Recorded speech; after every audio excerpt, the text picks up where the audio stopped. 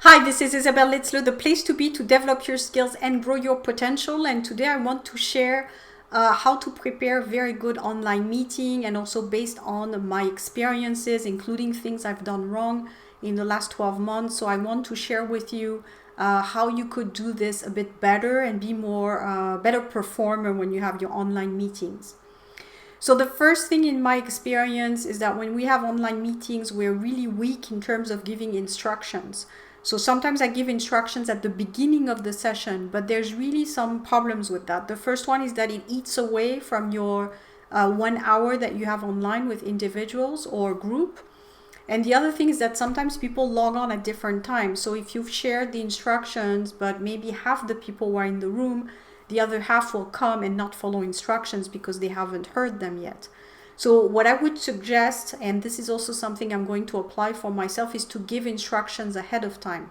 So what you want to do is when you send the invitation to the meeting is to give the instructions at that time, where you tell people, make sure that if it's something that's going to be a bit more formal than usual, make sure you're dressed up appropriately, make sure you have a nice backdrop in the background, especially if you're going to film this meetup online and maybe share it in social media. So give people all the instructions, whether they should dress up, if they have a nice background. Make sure you tell them how to, when to interact. So you can tell them, make sure you keep your mic off until you speak. This is huge. I mean, it seems like a detail, but I realize now that I've been doing a lot of online meetups with groups, when you have people, that are playing with something around their microphone, and you have all this background noise from different people, and you're trying to listen to what the person speaking is saying, it's very, very annoying, I find. So to have a proper online meetings with different people is you should include in the instructions to leave the mic off. Make sure that's very high in the instruction guidelines. So keeping the mic off is one I've noticed. Dressing up, having a nice background, having proper sound equipment, because if people don't have a microphone, maybe it's the time that they should invest in one, or maybe have the headset. Maybe that's a little bit too much, but at least have a good microphone. And finally, learn how to use the camera properly, because if people see half of your face, again, all these are details, but again, it depends on the purpose of the meetings. If it's just a quick meeting with the team, a weekly or bi-weekly meeting, it's okay. But if it's going to be a big meeting where you have a webinar, and this webinar is going to be taped and maybe shared within social media, you want to have a proper design of it. You want everything to look professional. So you should involve or engage your audience with that and giving them the instructions. So instructions for me, guidelines to add in the invitation is a huge thing that I've learned over the last months, and that I will probably start implementing a bit more myself as well if I have meetings online. Number 2 is ask for input during your online meetings to make it efficient. So if you're going to do a quick meeting with your team, and how do you get engagement is by asking people to give their input. So maybe you want to give, again, in the instructions ahead of time, you could say everyone will have 5 minutes or 10 minutes to tell me where they're at in their project so that they can prepare for it. So if you wait until the meeting and you ask at that point, people will start, sweating and looking through their papers and not being prepared to answer. So tell them also in the instructions ahead of time to prepare to do a quick 10-minute checkup, and be ready to maybe share that with the team. It could be a PowerPoint, for example. What I do when I work with my group, I have a mastermind. When I give people some assignments, is I give everything very structured. So that tends to help for most people, is to have everything black on white. This is the questions that I want you to work on, and this is when we're going to have our next meeting. This is what I expect everyone to spend maybe 10 minutes presenting their results, so that everyone understands what they need to do. So that's half preparation. And prepare your team to speak also online. That's going to help them for their growth, for their personal development. So that could be something you use when you have a meeting, a yearly meeting with your employees, that you say, okay, this is an area of development for you this year that I've had you speak, during the online meetings, and share, you know, where you were going with your project. That's presentation skills that they're developing. So that can count as training. So again, training doesn't have to be where you send your team to expensive trainings. It could just be that you're giving them opportunities maybe to share their projects online, to make a presentation and all that. So you can do very much everything with the online tools that we have now. You can share PowerPoints, you can share audio, you can share internet, which is even almost better than in a room, because in a room, you know how you were spending 2 hours almost to try to figure out how to showcase your PowerPoint on the wall.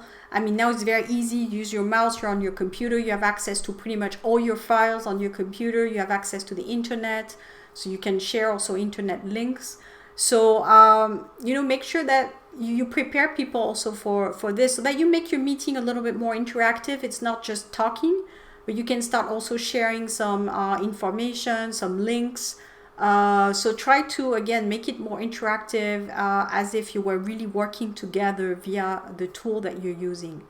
So that's part of getting engagement, is you don't want to make it a talk to you type of thing, like a presentation for an hour and everyone is looking at their cat or their dog, you know, at the same time. You want to make it really interactive. People maybe start presenting also, and that's good for their presentation skills as well as a team. So that's number 2. And finally, give follow-up instructions at the end. So once your meeting is getting close to the end, you want to again, to increase engagement, is you want to tell people what you expect for the next meeting. So you could give your instructions at that time for, you know, upcoming projects that you want them to work on, and again, give them deadlines, etc. And you will repeat that again when you send the invitation to the upcoming meeting the following week or months, or depending on how many months you have, how many meetings you have during the month or what have you. But remember to use all the tools that you have now online to create engagement. Now, something that I'll share with you, because it's based on one session I had with somebody, is that you can actually start doing videos to train your team. So as opposed to having them go into some spreadsheet or some document that is not very enticing, you can also do videos that you share in a common space for your organization, where people can get that training that way. So if you want your team, for example, to become very good with how to reply to clients, then you can do a video explaining that once, put it somewhere where it's accessible for everybody, and just tell them to go to that video when they have questions. So that's also a way to get your team to be more effective, and also maybe it's knowledge share where everyone can do the same thing, and you start building all your knowledge share. Or you can tape all these meetings that you do, where you also put that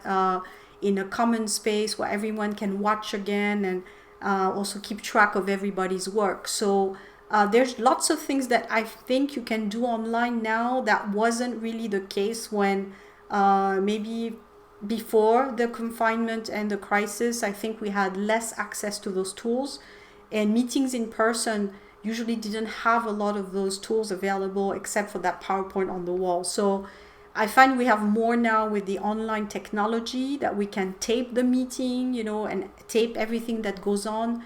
You can also share that within a common space for everyone to watch the replay if they miss the meeting. So before you miss the meeting, you didn't have the information, you had to have a colleague tell you about it. So use technology to really make your job more efficient. So if you have questions about that, if you want to know more about those golden nuggets of wisdom of how to be more effective online as a manager, I'm happy to work on that as well. I think it gives a little different orientation now in upcoming videos than the actual job search per se. So if you're interested in becoming more effective as a leader, as a manager, and engaging with your team from a distance, virtual distance management, I'm very happy to do that with you as well. So hope you like this video. Feel free to comment and share, and I will talk to you soon.